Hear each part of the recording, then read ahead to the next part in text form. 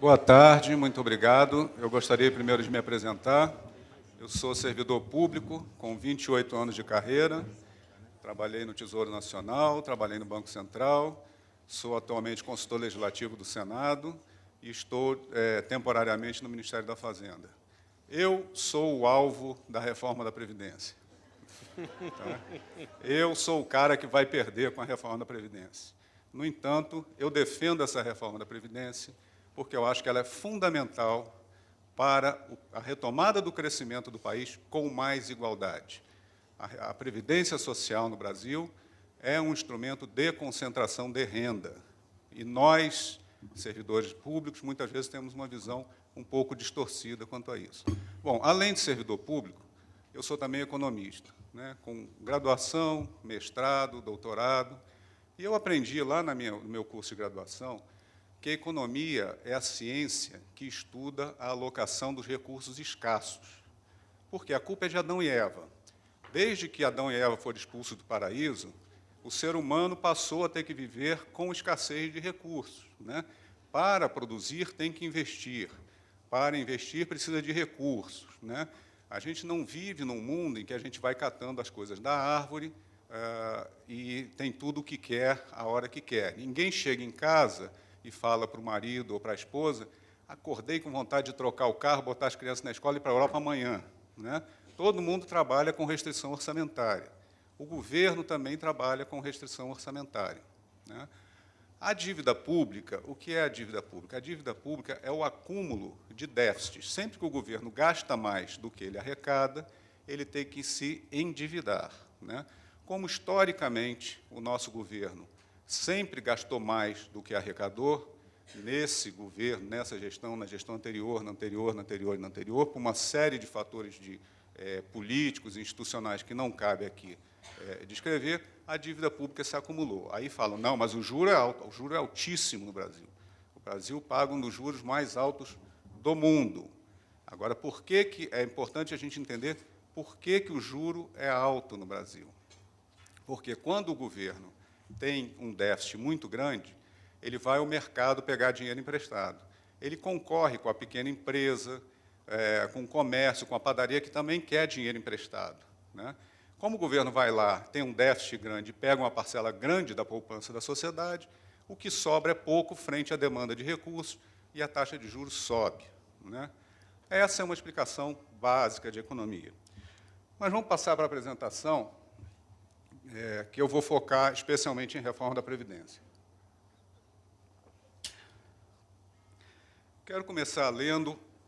Vocês não precisam confiar em mim, mas vocês podem confiar no Tribunal de Contas da União, ok? Então, vamos lá. Grupo 1, classe 5, plenário, natureza, relatório de levantamento. Tribunal de Contas da União, Casa Civil da Presidência da República. Levantamento, Sistema Brasileiro de Previdência, apuração de informações acerca do déficit e do financiamento do sistema previdenciário, levantamento dos sigilos dos autos, envio de cópia do relatório, arquivamento, etc. Trata-se de uma avaliação do Tribunal de Contas da União sobre se existe ou não déficit na Previdência Social. Vou ler pequenos trechos para não tomar muito tempo. Um ponto a ser enfrentado é a polêmica Seguridade Social versus Previdência Social. Isso é um acórdão do ministro José Múcio Monteiro, em cima de estudos técnicos da competente equipe do Tribunal de Contas da União. Um ponto a ser enfrentado é a polêmica Seguridade Social versus Previdência Social. Circula entre nós a tese de que inexiste déficit a ser equacionado, visto que a Previdência Social integra a superavitária Seguridade Social. É verdade que a Previdência Social faz parte do que a Constituição denomina de Seguridade Social, prevista no título 8 da Constituição, etc. A conclusão de quem diz que não existe o déficit não se sustenta. A conclusão não se sustenta. Qualquer interpretação que procure apurar o resultado do regime geral da Previdência Social, incluindo, do lado das receitas, a arrecadação oriunda de todas as contribuições destinadas à Seguridade Social ou demais transferências da União, carece de previsão constitucional e legal. Outro ponto a ser considerado é a influência da desvinculação das receitas da União, que poderia, em tese, introduzir desequilíbrio financeiro na Previdência. Ocorre que o entendimento do governo, externado pela Secretaria de Orçamento Federal, é que, desde 1994, com a criação do Fundo Social de Emergência, as receitas previdenciárias não sofrem incidência de desvinculação, ainda que apenas a partir da Emenda Constitucional 93 a exclusão tenha ficado explicitada. Em consequência, o impacto da DRU sobre o resultado da Previdência é nulo, no caso do regime geral, e muito pequeno no caso do regime de previdência dos servidores públicos. Isso porque a desvinculação atingiu as receitas de contribuição para custeio das pensões militares e as multas e juros sobre contribuição patronal e do servidor do regime próprio. De acordo com os dados levantados pela SESEX Previdência, que é a equipe que fez o estudo, o impacto da DRU nas receitas da Previdência do RPPS se situam abaixo dos 2% entre 2013 e 2016. Inicio por fazer referência ao resultado previdenciário agregado, que em 2016 foi de impressionantes 226,9 bilhões de déficit. A Seguridade, estou falando agora de Seguridade, Previdência e Assistência, seria deficitária também, ainda que não houvesse a incidência da DRU, que se situou no mesmo ano no patamar de 91,9 bilhões. Em valores agregados, o déficit cresceu 54% entre 2007 e 2016. Em 2000, a despesa com Previdência Social se aproximarão do espantoso patamar de 20% do PIB em 2060. Bom, eu vou parar de falar de déficit aqui. Eu quis trazer essa decisão do TCU para dizer que a competente equipe técnica do TCU já deu uma conclusão com uma avaliação não viesada da questão, até porque não tem interesse em fazê-lo, porque os servidores do TCU também são servidores públicos como eu e vão sofrer a reforma da Previdência. E eu vou fazer a apresentação aqui e vou mostrar para vocês que mesmo não precisa nem falar de déficit para falar do problema da Previdência. O que eu vou procurar mostrar é que a reforma da Previdência é uma necessidade aritmética. Sem ela, o dinheiro para outras despesas públicas acaba. Não se trata de resolver um problema que pode acontecer amanhã. O futuro já chegou, a gente já deveria ter feito a reforma da Previdência 15, 20 anos atrás, e o desequilíbrio que a Previdência causa nas contas públicas é muito grande e pode ficar ainda pior ao longo do tempo. As regras atuais da Previdência concentram renda. Eu concordo que é uma vergonha o Brasil ser um dos países mais desiguais do mundo e, de fato, a Previdência contribui para isso. Ela concentra renda. E a reforma corrige exatamente as características que mais geram desigualdade no nosso sistema previdenciário. Tá? Sem a reforma da Previdência, o gasto com aposentadorias e pensões do regime geral e com benefícios assistenciais, eu não estou colocando na conta nem os servidores públicos nessa conta, será em valores atuais de 108 bilhões. Tá?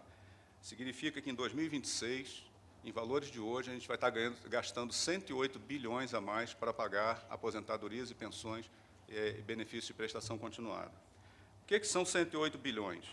É mais do que o governo gasta com saúde e com educação. Tá? É maior do que a soma de todas as despesas federais com Forças Armadas, Segurança Pública, Gestão Ambiental, Ciência e Tecnologia, Cultura, Esporte e Lazer.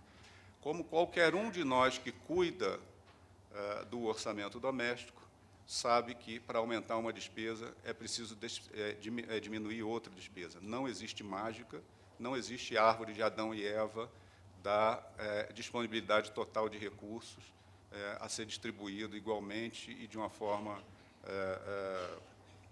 automática para todos os cidadãos desse país. Não existe isso aqui, não existe isso na Croácia, não existe isso em Portugal, não existe isso em Uganda e em nenhum lugar do mundo. Né?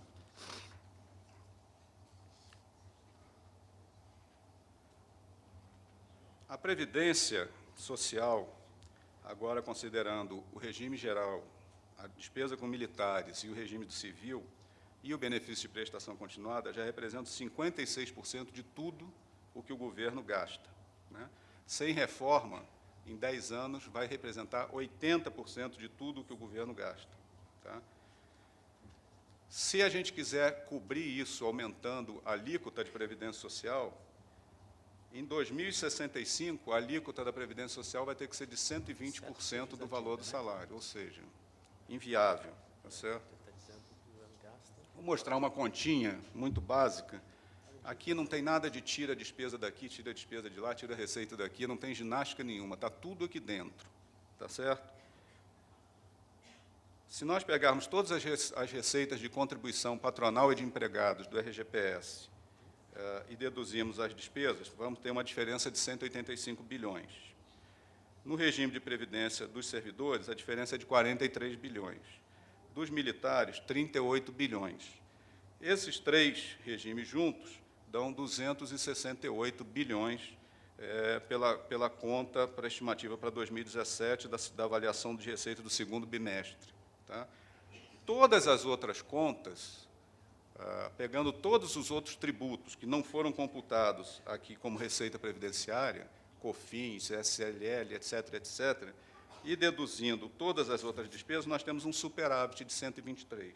Então, basicamente, a conta o que a gente pode ver é o seguinte: os sistemas previdenciários são deficitários e todas as outras funções de governo são superavitárias.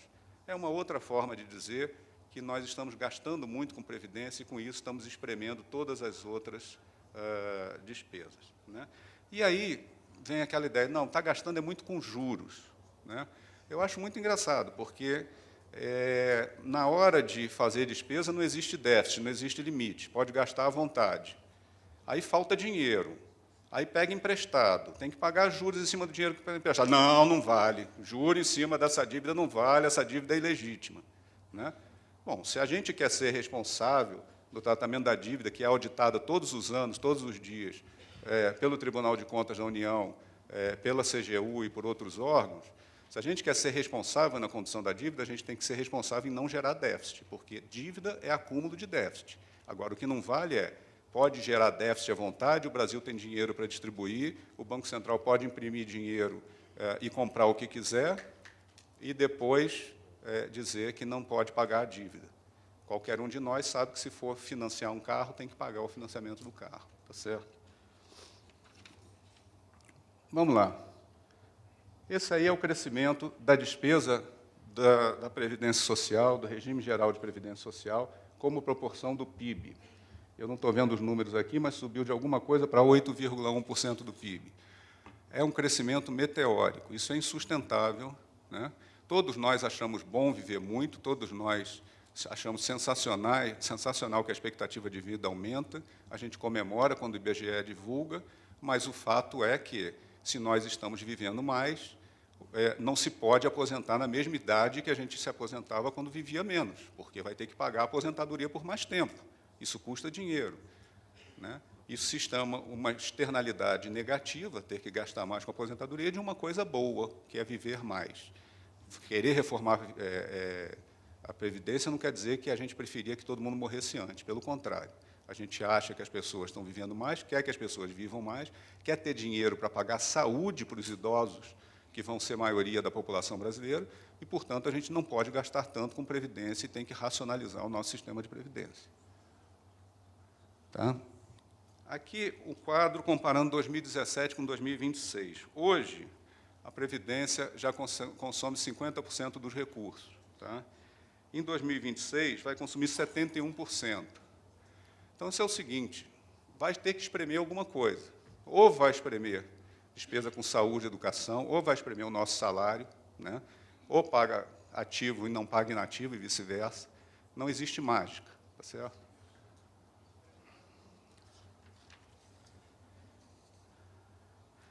Aqui eu comparo o Brasil com o Japão. O Brasil gasta 13% do PIB com previdência, e tem 13%, e tem 13 pessoas em idade de se aposentar, 13 pessoas em idade de se aposentar a cada 100. 13% da população está em idade de se aposentar. E nós já gastamos 13% do PIB com previdência. Pois bem, o Japão gasta os mesmos 13% do PIB, só que ele tem uma população muito mais velha que a nossa. 48% da população do Japão está em idade de aposentadoria. Nós estamos absolutamente fora do padrão internacional de gasto com aposentadoria. Com a nossa estrutura etária, em comparação internacional, nós deveríamos estar gastando 4% do PIB. Nós gastamos 13%. Coloco aqui mais informações. Países como a Alemanha, Bélgica e Noruega, todos mais ricos e com população mais envelhecida que a nossa, gastam proporções do PIB menor do que nós gastamos. Bom, eu falei que as regras da Previdência elas são concentradoras de renda, né? Tem 4 fatores aqui por que elas são concentradoras de renda. Infelizmente, nós, servidores públicos, fazemos parte do problema, né? Nós temos uma renda muito acima da renda per capita da população brasileira e recebemos aposentadorias muito superiores do que é pago para o restante da população, tá? E o nosso sistema previdenciário é muito favorecido em comparação com o sistema previdenciário do regime geral, que é claramente um fator de concentração de renda. Os reajustes das aposentadorias e pensões nossas de servidores públicos têm sido feitos muitas vezes, maior parte das vezes, acima da inflação, de acordo com os reajustes das carreiras da ativa. O pessoal do RGPS não tem isso, só recebe a inflação, e, portanto, isso concentra a renda a nosso favor, e nós, servidores públicos, estamos entre o 1% mais rico da população brasileira. É claro que nós não estamos nem perto do 0,1% mais rico, mas nós estamos entre 1% mais rico, tá? A aposentadoria em idade jovem, por tempo de contribuição, e as aposentadorias especiais, elas se concentram nos servidores públicos e nos trabalhadores da iniciativa privada de maior renda, porque são os trabalhadores da iniciativa privada de maior renda que conseguem ficar mais tempo no mercado formal e se aposentar por idade. O pessoal de baixa renda se aposenta por contribuição, o pessoal de baixa renda se aposenta por idade. Portanto, essa ideia de idade mínima já existe para quem é de baixa renda e não consegue ficar no mercado de trabalho formal, tá? O que a reforma está fazendo é igualar todo mundo. Hoje, o cidadão pobre é o cidadão de segunda categoria que só tem aposentadoria aos 65 anos de idade, porque ele não consegue contar tempo de contribuição, tá? E mais, o benefício mínimo igual ao salário mínimo não está sendo alterado. 63% das aposentadorias pagas no Brasil são aposentadorias de salário mínimo. Essas pessoas continuam protegidas, não vão ter alteração na sua aposentadoria, tá? Vale a pena olhar a discrepância dos números, né? Dados oficiais.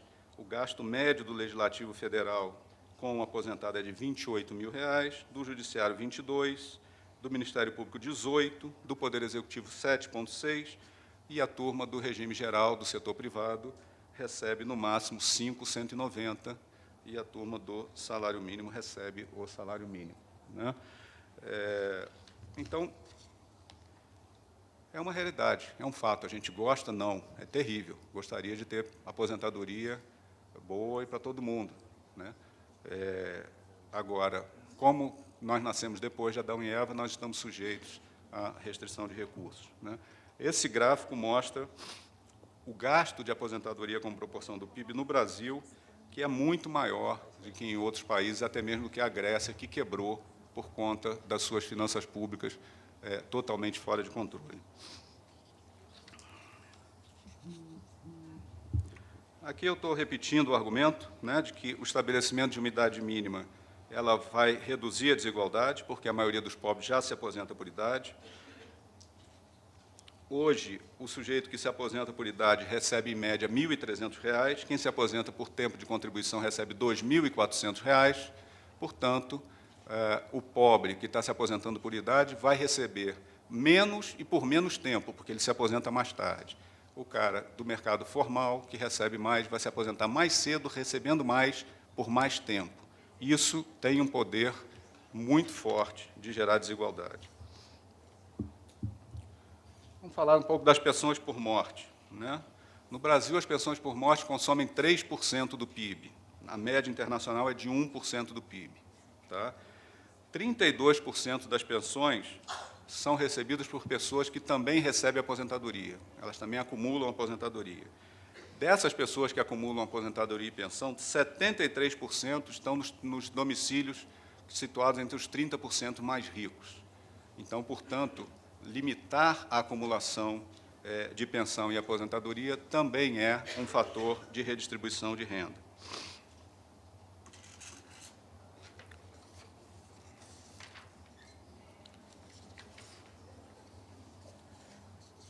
Tem sido feita muita crítica com relação ao benefício de prestação continuada, né?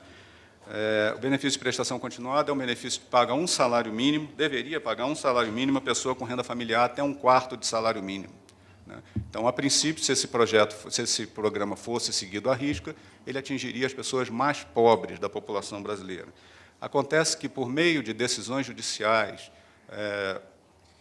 e distorções na interpretação do programa, hoje, vocês podem ver a distribuição por faixa de renda dos recursos pagos pelo BPC, da esquerda para a direita. Na esquerda são os mais pobres, os 20% mais pobres, na direita os 20% mais ricos. A gente vê que a maior parte dos recursos do BPC vai para as classes médias e não para o super pobre. É um programa muito pior do que é o Bolsa Família, esse sim, bastante focado nos mais pobres. O que a reforma faz com relação ao BPC?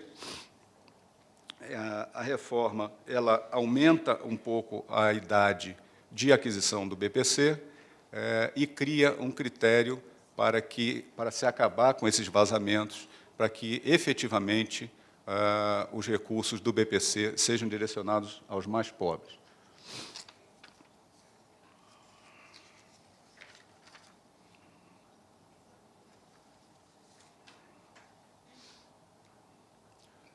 Trabalhador rural, né? Trabalhador rural é outro debate muito forte, né? O que está sendo feito na reforma com relação a trabalhador rural é uma elevação da idade mínima das mulheres de 55 para 57 anos, tá?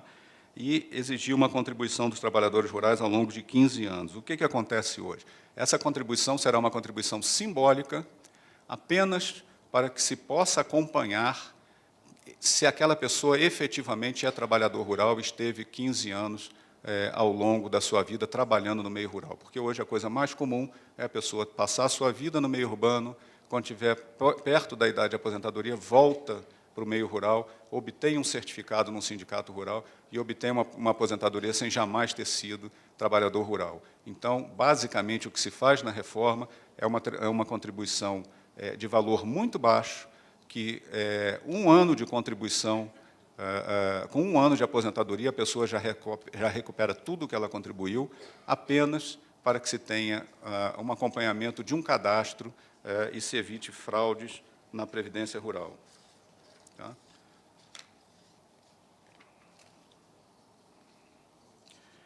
Quando a gente reduzir as distorções, estou na página certa? Estou. Quando a gente reduzir as distorções que existem na Previdência e conseguir controlar a despesa da Previdência, você vai poder redirecionar mais recursos para atender as crianças, para atender o idoso que requer atendimento hospitalar. E aí um dado muito importante, né? A pobreza no Brasil é infantil, né? Nos domicílios onde tem os 20% mais pobres, 33% dos moradores são crianças até 14 anos de idade, e 6% têm mais de 60 anos. Isso significa o seguinte, que na outra ponta de distribuição de renda, nos lares 20% mais ricos, só 10% dos moradores são crianças. Então, programas eficazes a favor das crianças no Brasil são programas distribuidores de renda.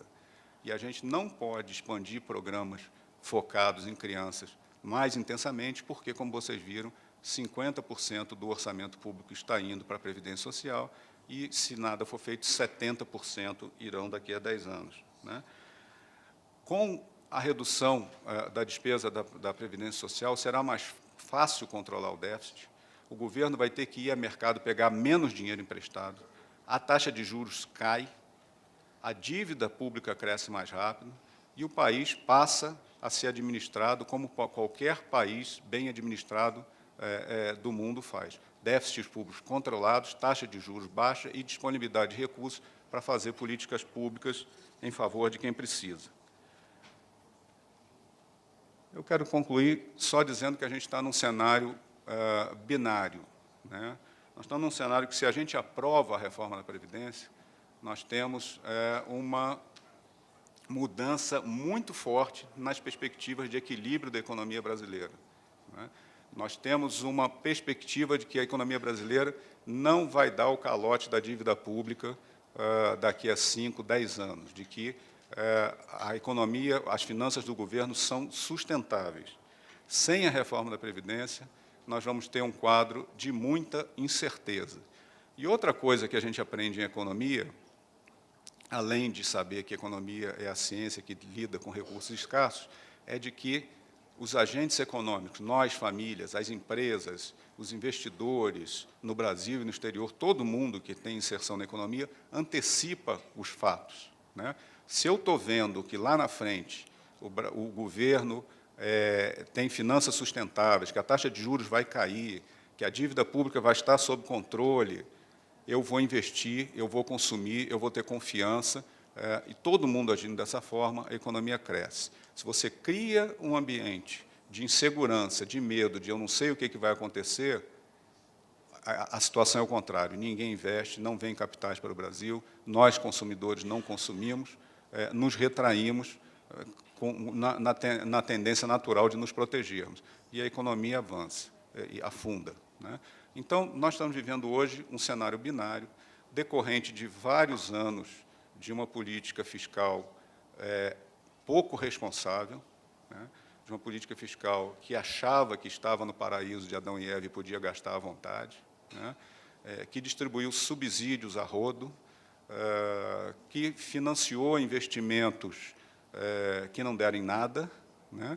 Eu ouvi falar aqui dos fundos de pensão dos Correios. O fundo de pensão dos Correios, os carteiros estão pagando complementação do seu fundo de pensão, porque usaram politicamente o dinheiro dos fundos de Correio para investir em empreendimentos que não faziam o menor sentido, não paravam de pé, né? Alguém ganhou dinheiro com corrupção, dentro dos fundos do Correio e fora dos fundos do Correio, e quebraram os fundos do Correio. Isso não tem nada a ver com reforma de Previdência. Isso tem a ver com má gestão, má política econômica.